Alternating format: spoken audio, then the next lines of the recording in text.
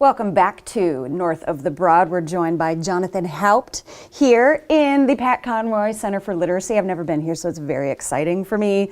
Being a Pat Conroy fan, it's good to be with you. Oh, thanks for being here.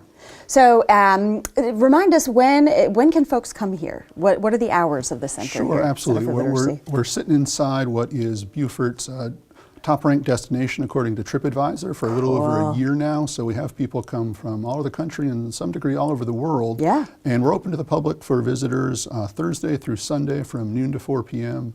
In addition to all the cool stuff that surrounds us here, our docents give guided tours of the center, and most of those docents are people who knew Pat Conroy personally, so they're able to share their own stories in addition to the stories that our visitors inevitably want to share with us as well. That is so cool. And I, just personally, from my experience with Pat Conroy, which is limited, I mean, admittedly it's limited, I had always heard his name, but kind of got introduced to, or maybe just the desire to read his work. I was so deeply touched by his mastery of words and phrasing. It's an experience. It really is an experience. So seeing it come to life here, things that how deeply he's touched his town, his environment is just so cool. Absolutely. Pat had this sort of immersive way with his language, so you experience the words on the page. You sure do. Here in the center, we try to surround you with things from Pat's writing life, his teaching life, his reading life, so you also have that sort of immersive experience. And to see him in different stages of his life in his photographs. Absolutely. And knowing sort of what age he was when he wrote certain pieces, it really just brings a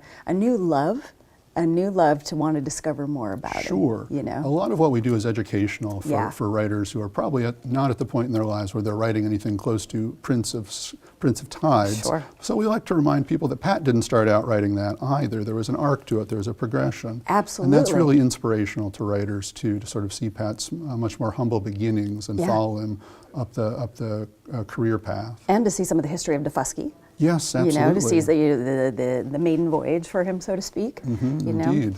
So we have a night out that's coming up. Is this annual? It is, yeah. So this is Night on the Town here in Beaufort, which is first Friday in December. And last year here at the Conroy Center, we had an unveiling for an official portrait of Pat Conroy.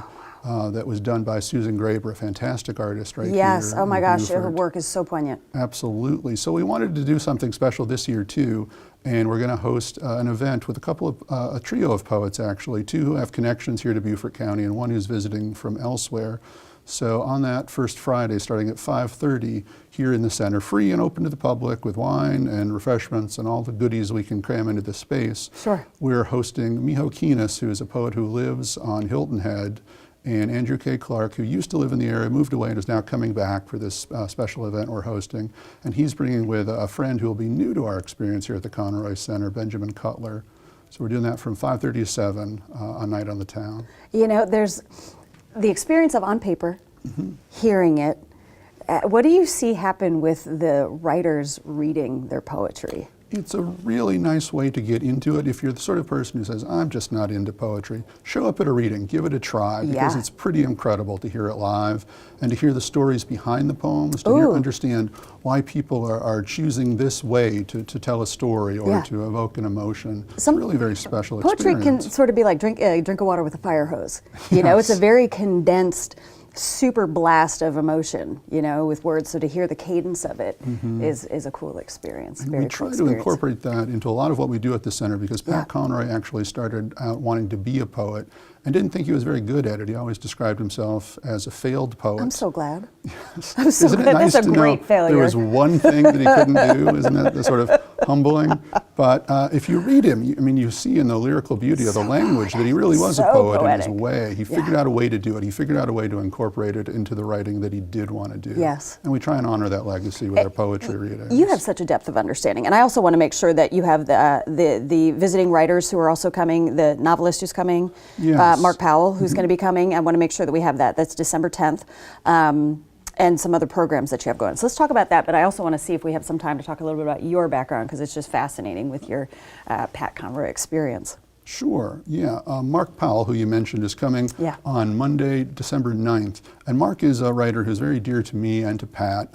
Before I came here, before any of this, Pat and I were partners in something called Story River Books, which is a fiction imprint we created.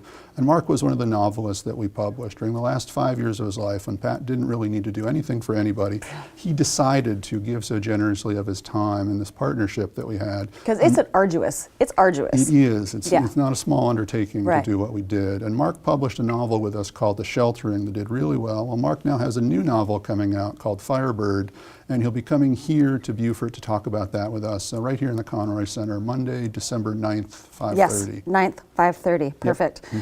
Other programs that we can look forward to? There's something coming up in March, Penn Center. Yeah, and this is a big annual event that we do called March 4th, and it's held on the anniversary of Pat Conroy's death, which could have been a day of mourning and certainly started out that way. Celebrate it. But we wanted Celebrate it his to be a day life. of mourning, right? Yeah. To honor Ooh. Pat as teacher. Yes. So each year we go out to Penn Center, which is very close to where Pat is buried, and we have a day of learning about social justice Doing and what the he does. environment and literature and everything that Pat really cared about. Yeah. And it started out that first year with about 60 people, almost all local. And the second year was 120 people coming from 11 states. So it quickly became this destination event. Yeah. And that's our hope for this year as well. So we'll be holding it on Sunday, March 1st, once again out at Penn Center at Frizzell Community House. We're about to announce the schedule and open registration. Keep up with the website. With the website, yeah. with the Facebook feed, our newsletter, it'll all pop up there very soon. We've been able to do a partnership on March 4th too with Beaufort High School, which is the school that Pat went to as a student for 2 years and then later taught at. The for 2 story years always as goes well. on with him, doesn't it? It always goes on. Absolutely. Jonathan, so good to spend some time with you. Couldn't have a better champion for the legacy of Pat Conroy. Wonderful to get to know you. Thanks so much for watching North of the Broad. I'm your host, Carrie Dillon. It's been a pleasure to fill in for Robin Zimmerman. We'll see you next time.